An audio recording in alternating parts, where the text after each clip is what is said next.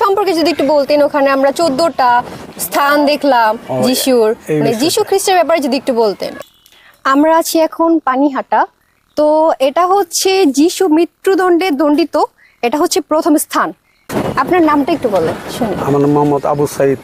আপনি এখানে কোন দায়িত্বে আছেন? আমি এখানে ডেভেলপমেন্ট সাইডে দায়িত্বে আছি। আচ্ছা আচ্ছা, এখানে আপনি কি কি ধরনের কাজ করেন একটু যদি বলেন। আমি এখানে মানে মোটামুটি সব ধরনের কাজই করি, যেগুলো হচ্ছে বাগান পরিচর্যা, বাগান দেখভাল করা, বাগান কিভাবে ডেভেলপ করা যায়, এইগুলি বেশিরভাগ করি। পাশাপাশি এর সাথে বিল্ডিং কনস্ট্রাকশনের কাজ করি, ওয়ালের কনস্ট্রাকশনের কাজ করি। এগুলো হলো আমার দায়িত্ব, মোটামুটি ডেভেলপমেন্ট সাইটগুলো। আচ্ছা, ডেভেলপমেন্ট সাইট। ডেভেলপমেন্ট সাইটগুলো আমি দেখভাল করি, এটা হলো আমার দায়িত্ব। এই যে জায়গাটা পানিহাটা, যে জায়গাটা, এটার ব্যাপারে যদি একটু বলতেন। এই জায়গাটা আমি বলতে গেলে আমার 64 থেকে শুরু করতে হয়। 64-এ আমি প্রথমে এই ভারত থেকে আমি এই বাংলাদেশে আসি। আসার পর থেকে এখানে 65 স্কুলে ভর্তি হই। 65 থেকে এইখানে প্রাইমারি লেভেলটা এখানে শেষ করি। তারপরে এখান থেকে হাই স্কুলে যাই এই বেতকুড়িতে, ওখান থেকে আবার বড়জানি, ওখান থেকে লেখাপড়া করে আসার পরে আবার এখানে আমি ঢুকে শিক্ষক হিসাবে 85-এ আমি শিক্ষক হিসেবে নিয়োগ পাই। দীর্ঘদিন আমার শিক্ষকতা জীবন শেষ করার পরে আবার আমি রিটায়ার্ডে যাই। রিটায়ার্ডে যাওয়ার পর আবার আমাদের যে মহাপরিচালক আছেন রাইট রেভারেন্ড সুনীল মানখিন, উনি হলেন মহাপরিচালক। উনি আমার গ্রামেরই এবং উনি আমার বন্ধু, আমরা একসাথে লেখাপড়া করছি হস্টেল জীবনটায়। উনি আবার আমাকে এখানে নিয়ে আসছেন। আচ্ছা, তারপর থেকে যেমন আমি এখানে দায়িত্ব পালন করি। এইখানে মূলত হচ্ছে এখানে খ্রিস্টান চার্চ, এইটা হলো চার্চ। খ্রিস্টীয় দিয়ে সম্পর্কে যদি একটু বলতেন, ওখানে আমরা 14টা স্থান দেখলাম যিশুর, মানে যিশু খ্রিস্টের ব্যাপারে যদি একটু বলতেন। এটা তো পুরাটাই মানে মিশনটা আসলে বলার মতো ক্ষমতা আমার নেই, যেহেতু এটা খ্রিস্টান সম্প্রদায়ের বিষয়টা।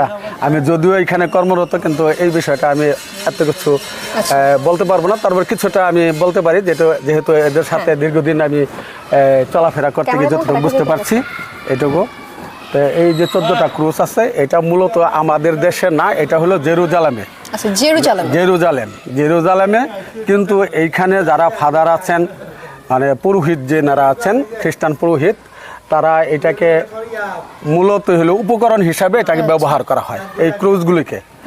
যেন খ্রিস্ট ভক্তদেরকে বোঝানোর স্বার্থে এই ক্রুজগুলি এখানে দেওয়া আছে, যে এইভাবে যীশু খ্রিস্টকে জেরুজালেমে হত্যা করা হয়। মূলত এইটা হলো ক্রুজের বিষয়। হ্যাঁ, আর মূলত হলো এটা হলো একটা চার্চ। এখানে হলো ওনাদের খ্রিস্ট ভক্তদেরকে নিয়েই ওনারা ধর্মচর্চা করেন, পাশাপাশি ধর্মীয় বিষয়ে আলোচনা করেন, বা ওনাদের যারা আদিবাসী আছে তাদেরকে ধর্মীয় বিষয়গুলি শিক্ষা দিয়ে থাকেন, কীভাবে চলতে হবে, কীভাবে ফেলতে হবে, এই বিষয়গুলো ওনাদের সাথে আলোচনা করেন। এটা তো দেখলাম একটা হোস্টেল, আর এটা হলো মূলত হোস্টেল। এইটা আমার লাইফের বললাম যে 65 থেকে আমি এখানে লেখাপড়া করছি। আর তখন থেকেই হোস্টেলটা ছিল। হোস্টেলটা তখন ছিল উপরে, এইখানে না, উপরে ছিল। পরবর্তী দেশ স্বাধীনের পর তারপরে বেশ কিছুদিন উপরেই ছিল, তারপরে এইকে নিচে নামিয়ে নিয়ে আসছে। এই হোস্টেলটা এখানে চলতেছে দীর্ঘ। এখন আমাদের এখানে 66 জন এই ছাত্র আছে, বয়স আছে, এখানে লেখাপড়া করছে। এরা মূলত আমাদের এখানে সুযোগ সুবিধা পাচ্ছে, এদের থাকা, খাওয়া, লেখাপড়া যাবতীয় খরচ বহন কে করে? এইগুলি বহন করে মূলত। এটার এই ডোনার হচ্ছে আমাদের জার্মান। আচ্ছা, জার্মান থেকে ওনারা এটা সহযোগিতা করে থাকেন। পাশাপাশি এটা দায়িত্ব পালন করেন আমাদের মহাপরিচালক আছেন রাইট রেভারেন্ড সুনীল মানখিন। ওনার নেতৃত্বে, উনি হলো বোর্ড চেয়ারম্যান, ওনার নেতৃত্বেই এই চার্জটা চলছে। আচ্ছা, ধন্যবাদ। হ্যাঁ, ঠিক আছে।